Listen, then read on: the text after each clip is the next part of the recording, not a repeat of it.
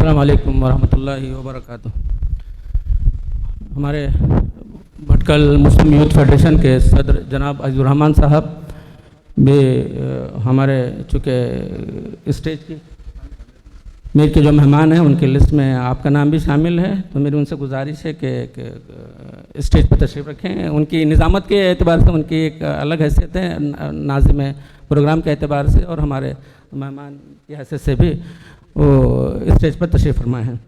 अल्हम्दुलिल्लाह रब्बिल आलमीन वस्सलातु वस्सलामु अला रसूलिल अमीन, अम्मा बाद। तमाम तर तारीफ़ व तौसीफ़ उस रब कायनात के लायक व ज़ेबा है जिसने इस पूरी कायनात को बनाया और बसाया और खलीफतुल्लाह और अपने नायब की हैसियत से इस दुनिया में हमें और आपको भेजा। बस कामयाब और बामुराद है वो शख्स जिसने अपने रब के मकसद तख्लीक़ को पहचाना और इस दुनिया और इसके बाद वाली ज़िंदगी आखिरत में कामयाबी व कामरानी का मुस्तहिक़ बना। भटकल ताल्लुक़े के जुमला मसाजिद के ज़िम्मेदारान को हमने आज की इस नशिस्त में, इस वर्कशॉप में मदऊ किया है। मैं मसाजिद के जुमला आइम्मा हज़रात का, ज़िम्मेदारान का और डाइस पर तशरीफ़ फरमा हमारे मरकज़ी इदारों के ज़िम्मेदारान का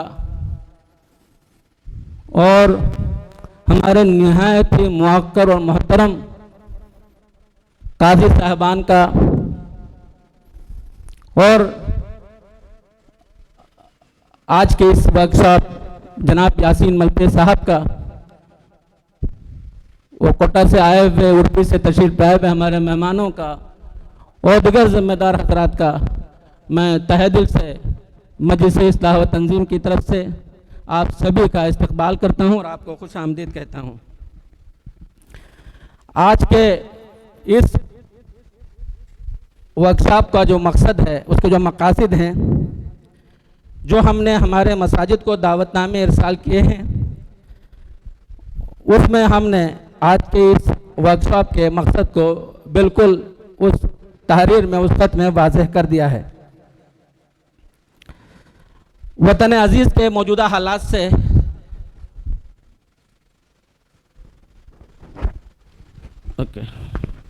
वतन अजीज़ के मौजूदा हालात से हम और आप सब वाकिफ़ हैं। फिस्ताई ताकतें मुसलमानों के ख़िलाफ़ नफ़रत का माहौल पैदा करने में बिल्कुल पूरी मुस्तैदी के साथ सरगर्म अमल हैं। मज़हब की बुनियाद पर हिंदुस्तानी समाज को दो तबकों में, दो हिस्सों में बांटने का काम एक निहायत ही अजीम मनसूबाबंदी के साथ और सियासी पुष्ट पनाही में तमाम तर वसाइल और मैकेनिज़्म को बरोएकार लाते हुए बड़े मुनज़्ज़म तरीक़े पर पूरे हिंदुस्तान में इस वक्त ये साजिश और एक काम हो रहा है। मौजूदा वक्त और हालात का तकाज़ा ये है कि मिल्लत के वो तमाम अफराद जो किसी न किसी हैसियत से मुआशरे में अपनी शनाख्त और पहचान रखते हैं, वो इस वक्त के जो हालात हैं वो हालात के सही ज़ाविये से और उसको सही रुख से देखें और अल्लाह ने आपको जो सलाहियतें दी हैं, अपनी तमाम तर सलाहियतों को बरोकार लाते हुए अल्लाह ने जिस मकसद से इस दुनिया में हमें भेजा है, उस मकसद को पेश नज़र रखते हुए आपस में मुत्तहिद और मरबूत रहकर मिल्लत इस्लामिया के लिए और अपने मुआशरे के लिए कुछ कर दिखाने के आज़्म जज्बे के साथ अगर हम लोग आगे बढ़ेंगे तो इंशाअल्लाह अब भी वक्त है कि हम अपने मुल्क व मिल्लत के लिए और अपने मुआशरे के लिए हम बहुत कुछ दे सकते हैं। इस सिलसिले में हमें इस बात को याद रखना चाहिए कि हमारे मसाजिद इस सिलसिले में एक अहम और कलीदी रोल अदा कर सकती हैं। मसाजिद को मरकज़ बनाकर मिल्ली बेदारी, समाजी, माशी, सियासी, तालीमी गर्ज ये के मुआशरे और मिल्लत को संवारने के और अपने समाज को संवारने के बहुत से काम अंजाम दिए जा सकते हैं। उसी मकसद के पेश नज़र आज का एक वर्कशॉप हमने मुनक्किद किया है। इस संसार और कायनात के बनाने वाले ने हमें और आपको अजीम मकसद के तहत इस दुनिया में भेजा है। मानवता और इंसानियत की खिदमत न सिर्फ मुसलमानों में बल्कि गैर मुस्लिमों में इस्लामी नहज पर और इस्लामी बुनियादों पर उनकी जहनसाजी और मुआशरे की तामीर और तरक्की, यह असल में इस बुनियादी मकसद के तहत अल्लाह ने हमें इस दुनिया में भेजा है। हमेशा हमें इस मकसद को पेश नज़र रखना चाहिए। देखिए, अगर हम मुआशरे को, मिल्लत को संवारेंगे और मिल्लत और मुआशरे के लिए और मुल्क के लिए कुछ कर गुजरने का, कुछ करने का आज़्म लेकर अगर हम आगे बढ़ेंगे और इसमें अगर हम कामयाब होंगे तो यही चीज़ हमें इंशाअल्लाह इस फ़र्ज से लेकर इंशाअल्लाह आज तक पहुँचाएगी। और इस बात को भी याद रखिए, जैसे कुरान पाक में फरमाया गया सूरह 3 में कि उसी अल्लाह ने जिसने हमें, अगर हमने उसी अल्लाह के मकसद के मुताबिक अपनी ज़िंदगी अगर हमने गुजार दी तो देखिए फर्ज से अर्ज तक अल्लाह ताला में उठाएगा। और अगर इसके ऊपर खिलाफ हो तो याद रखिए, जैसे सूरह 3 में फरमाया गया, अल्लाह रब्बुल इज़्ज़त ने फरमाया कि हमारा दर्जा असफल साफिलीन होगा।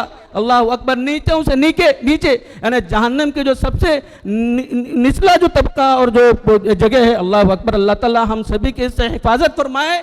वाकई बहुत सोचने और समझे, सिर्फ बहुत अफसोस में आज मेरी बातों के जो है इस सिलसिले में देखिए, आज का ही प्रोग्राम हमें 10 बजे हमें मुनाकिद करना था। 10 बजे हमने वक्त दिया था और हमने तमाम मसाजिद को खुतूत इरसाल किए थे और एक एक मस्जिद के जिम्मेदार को हमने फ़ोन करके बताया था कि किसी भी सूरत में हम लोग अपने वक्त पर 10 बजे हम अपने प्रोग्राम को शुरू करेंगे। हमारे काई साहब यहाँ आकर तशरीफ लाए और आधा घंटा वेट करके चले गए। वक्त ये, इस बात को याद रखिए।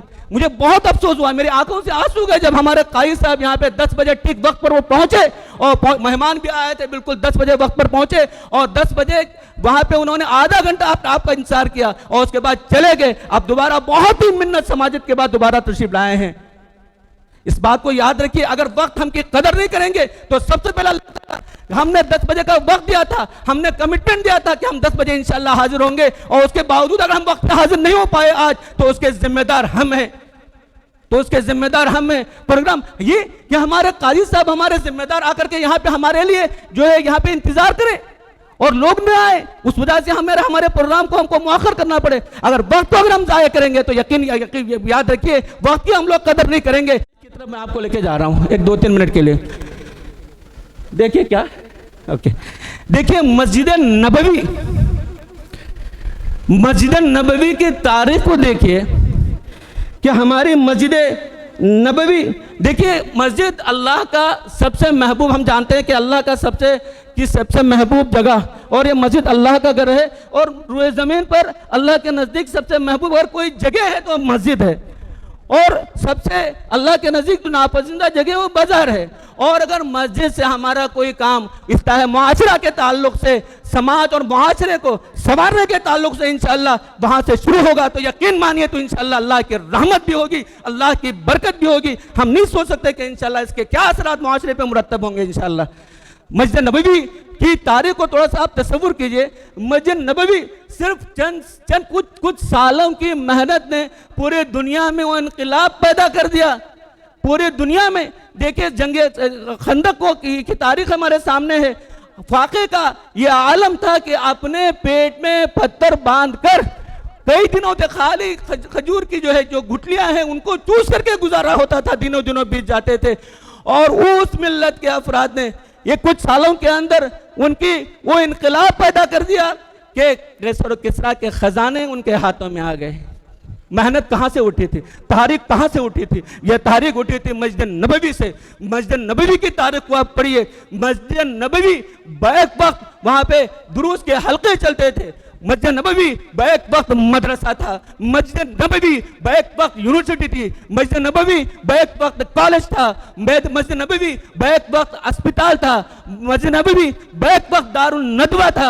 मस्जिद नबवी बैक वक्त पार्लियामेंट हाउस था। मस्जिद नबवी बैक वक्त वहाँ पे अल्लाह के नबी सल्लल्लाहु अलैहि वसल्लम जो वहाँ पे जेल खाना था, कैद खाना था, वहाँ पे कैदियों को लाया जाता था, सुतनों से बांध दिया जाता था, उनकी तरबियत की जाती थी, उनकी जहनसाजी की जाती थी और उनको सही रास्ते पे जो रहनुमाई की जाती थी उनको लाया जाता था। ये मस्जिद नबवी की तारीख वफूद आते थे दूसरे ममालिक से, उनको रिसीव किया जाता था। जो दूसरे ममालिक में जो सुफरा को यहाँ से भेजा जाता था। बहुत ही वसी हमने आज मस्जिद को अपने सिर्फ नमाजों की हद तक हमने मस्जिद को महदूद कर दिया है।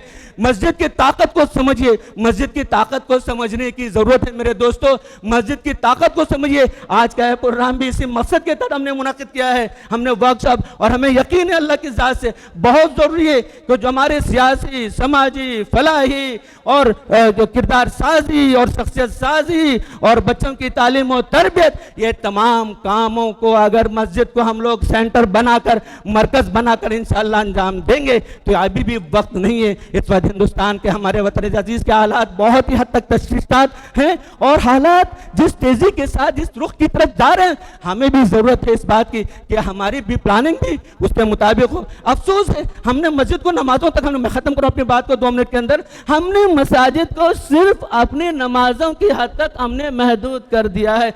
ज्यादा सदर से बिना मकतब इसके सिवा कुछ नहीं। जिम्मेदार समझते हैं अपने जो मुलाजिमीन हैं, हमारी इमाम मस्जिद हैं और हमारे जो उनको जो तनख्वाह देना वगैरह और लाइट वाइट और जो कुछ बाकी जो हमारी जो ज़रूरी चीज़ें हैं बस उसका वही काम करना, ये हमारा याद रखिए।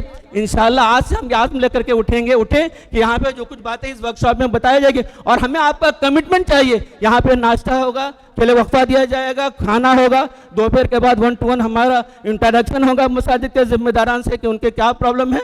और उसमें कोई हमारी आपसे ये भी गुजारिश है, कोई अपने मोबाइल में इस प्रोग्राम की कोई क्लिप या कोई बिल्कुल किसी तरह से इसकी बिल्कुल इजाज़त नहीं है। Long term, short term, mid term, ये पॉलिसी किताब हमने आज की अपनी पहली हमने स्टार्ट किया है। हमारे मस्जिद को मरकज़ बना करके हमें डाटाबेस होना चाहिए कि हमारे मोहल्ले में, हमारे सराउंडिंग एरिया में कितने यतीम बच्चे हैं, कितनी बेवा माएँ और हमारी बहनें हैं, कितने जो है डॉक्टर्स हैं, कितने इंजीनियर्स हैं और क्या क्या है, जॉबलेस कितने हैं, बेरोजगार कितने हैं। ये पूरा जब तक हमारे पास डाटा नहीं होगा, डाटा फ्यूल का काम करता है। जबकि आप जानते हैं गाड़ी इंजन कितना भी बड़ा हो, 10 लाख की गाड़ी, 1 करोड़ की गाड़ी, अगर ऑयल नहीं होगा तो नहीं चलेगी। बहरहाल आज इस मकसद के तहत हमने इस प्रोग्राम को हमने मुनाकिद किया है और ये तमहीद थी हमारी गुफ्तगू की। हमारे जनाब यासीन मलफे साहब, उनकी शख्सियत मोहताज तारुफ, आई थिंक मेरा ख्याल है कि भटकल वालों के लिए कोई मोहताज तारुफ नहीं है। दिले दर्दमंद, फिक्र अर्जुमंद, ज़बान होशमंद, जिनके साथ जिनके ताल्लुकात हैं वो जानते हैं। मैंने बचपन से, जब हम सोशल फील्ड में थे, गर्चे वो उम्र में मुझसे छोटे हैं, उसके बावजूद माशाअल्लाह एक फिक्र है, उम्मत की दर्द है, तड़प है। अल्हम्दुलिल्लाह उन्होंने इस कॉन्सेप्ट को लेकर के मस्जिद 1 वुमेन का कॉन्सेप्ट है, हैदराबाद, दिल्ली और मुंबई वगैरह बहुत सी जगहों पे मुझे जाना पड़ा। बहुत ही बेहतरीन कॉन्सेप्ट है, उसको हमारे यहाँ पे जो है हमें लागू करने की ज़रूरत है कि मस्जिद को सेंटर बना करके फलाही और रिफाही और तमाम कामों के जहाँ पे मुस्लिम उम्मा को हम लोग अपलिफ्ट कर सकें, ये काम हमें होने चाहिए। आज उन्होंने उनका जो अल्हम्दुलिल्लाह उड़पी और दिगर इलाकों में उन्होंने उस कॉन्सेप्ट को शुरू किया और अल्हम्दुलिल्लाह उसके बहुत ही बेहतरीन और मुस्बत नताइज सामने आ रहे हैं। तो हमें उम्मीद है कि इंशाल्लाह आप में से कोई भी जितने हजरात यहाँ पे तशरीफ रखते हैं, आज पूरा दिन आप हमें ज़्यादा आपका वक्त नहीं चाहिए। इंशाल्लाह नमाज का इंतजाम होगा, खाना होगा, उसके बाद वहाँ पर हमारा इंटरेक्शन होगा। इंशाल्लाह हम कोशिश करेंगे कि 3 से 3:30 बजे तक इंशाल्लाह हमारी इस कार्रवाई को हम लोग समेट दें। और एक बार आप हजरात का बहुत बहुत शुक्रिया। जज़ाकुमुल्लाहु खैरल जज़ा। अस्सलामु अलैकुम वरहमतुल्लाहि वबरकातुहू। ये थे मौलाना अब्दुल रकीब साहब, तंजीम के जनरल सेक्रेटरी, इस जलसे की गर्ज़-ओ-ग़ायत और मेहमानों का तारुफ़ कर रहे थे। मैं आपको ये बात बताना चाहता हूँ, अभी जो स्टेज जो फंक्शन है इंशाल्लाह बिल्कुल मुख्तसर फंक्शन होगा।